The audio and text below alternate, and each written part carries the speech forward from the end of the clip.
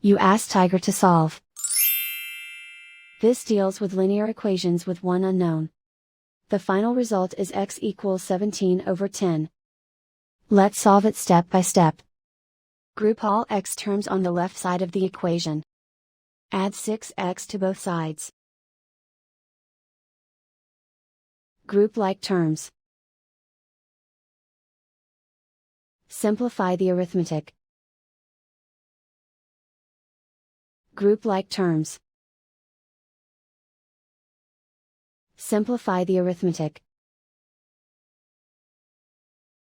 Group all constants on the right side of the equation.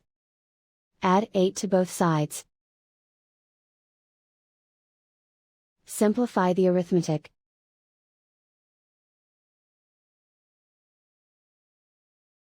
Isolate the x. Divide both sides by 10. Simplify the fraction.